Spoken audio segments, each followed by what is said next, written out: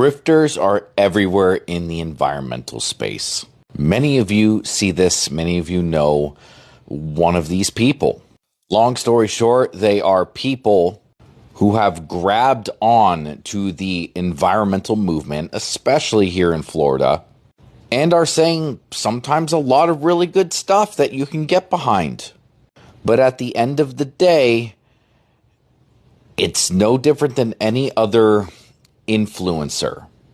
It's hollow. There's not really much going on. Well, at least behind the scenes.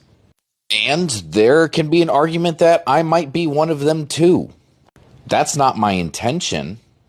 Let me quickly explain.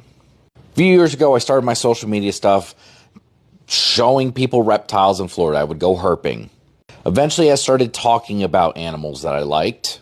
The views came in and I started talking about animals from all over the world. I made my living doing it for a while and I enjoyed it a lot. But then it brought me into contact with people who were legitimate biologists. And I didn't want to be the guy without any actual scientific background talking about scientific things. So I started going back to school, and currently I am a little over halfway through my bachelor's in wildlife conservation. Fast forward a bit and I start talking about Florida and the environment because that was something I really cared about. And of course, you start getting a bunch of people gravitating towards you who are wanting to talk about and do the same sort of things. And because I already had a social media presence, people took what I had to say seriously, usually.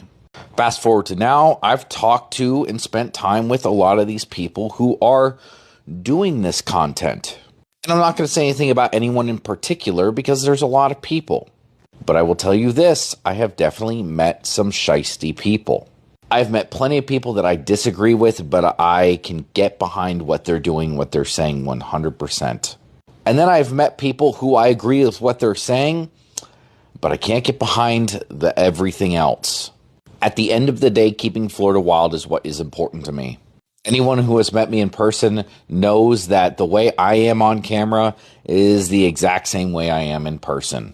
Maybe with just a little bit more swearing. We need to be careful about who we put up on a pedestal to represent the voice of the people who are, talking about this stuff. Because if you're not careful of that, they have the potential to take the whole movement down with them.